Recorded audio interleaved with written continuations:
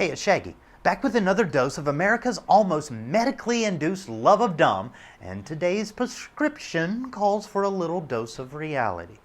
Now, it's a fact that most American households own and regularly use a television.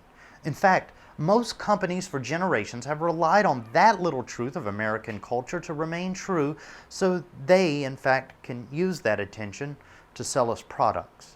Now, if you want to see how far they'll go to sucker you in, next time you're watching a movie that has been edited for TV, count the amount of commercials you see in the first hour versus the second hour. And you'll notice that most Hollywood movies of 90 minutes or less are often turned into 2-hour TV blocks of programming, with the difference being made up in sold ads that gradually increase in volume towards the end of the movie on the small screen. The bigger the suspense towards the end of the film, the more likely the action is going to be broken up with someone trying to sell you stuff by savvy advertisers. Now, Americans are a resourceful lot and have invented countless ways for these commercial breaks to be used more productively, such as going to the bathroom, surfing social media, reading quick online stories, and basically succeeding at doing the one thing advertisers hate. They're tuning out the ads. Now, don't think this is true? Check out this guy, Gary Vee, an ad agency owner stating the obvious truth of advertising. I think the most interesting thing is, I sit here and I see Refinery 29. I remember when I saw that 3 or 4 years ago, I'm like, oh, these guys are starting to get it. This kind of commerce, content, all of this stuff is starting to bleed together. And I think when you sum this whole thing up, this whole day, this whole movement, this whole conversation, the first thing I would say is this. I think all of us in this room and pretty much all of us outside of this room in this world recognize that 99.9% of the ads are straight shit, mainly because they bring no value. Now, this truth simply would not do for the companies trying to sell you products. And, by ignoring all the cool things that their products were hyped up to do, you're probably less likely to buy them, right? That's when our good friends in the ever-shrinking world of print came up with a deceptively clever idea. Why not, instead of using all of those news writing abilities to report on things people might actually care about, make bogus stuff up about products or facts surrounding situations these products could be used in, and present them in the exact same venue you would present a normal news story. This concept was named native advertising. It's in honor of all those times the Native Americans deceptively gave away magical beads for vast patches of white people's land. Wait, that was the English settlers who did that. So really, shouldn't we call it imperial advertising? Because like any world-dominating bound empire, native advertisers seek to mislead you into thinking that you're on the cusp of greatness as long as you buy into what they are selling, even if it means that you, in fact, will receive no benefit whatsoever.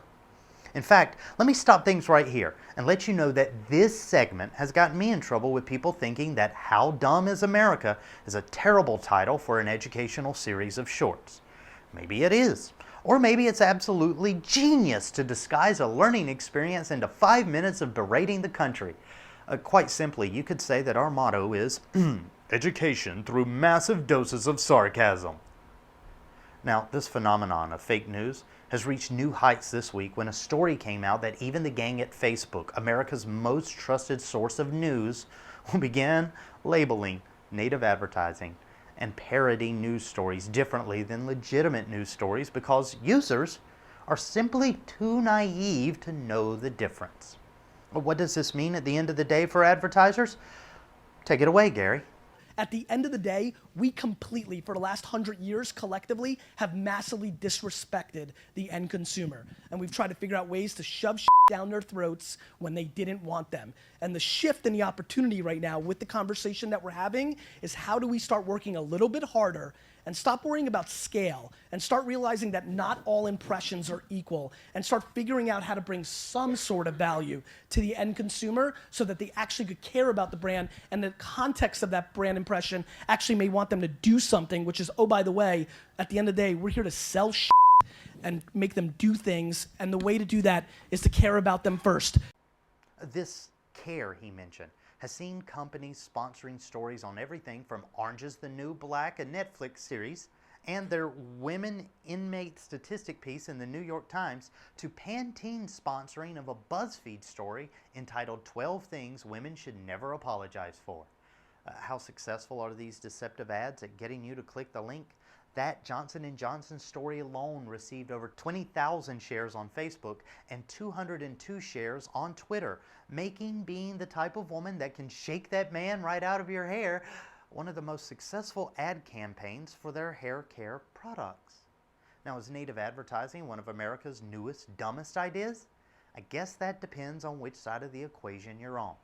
The fact that companies are willingly spending millions investing in ways to lie through otherwise reputable news outlets, that, my friends, is dumb. Now join me next time as we once again put on full body armor and do battle against the tides of dumb in America.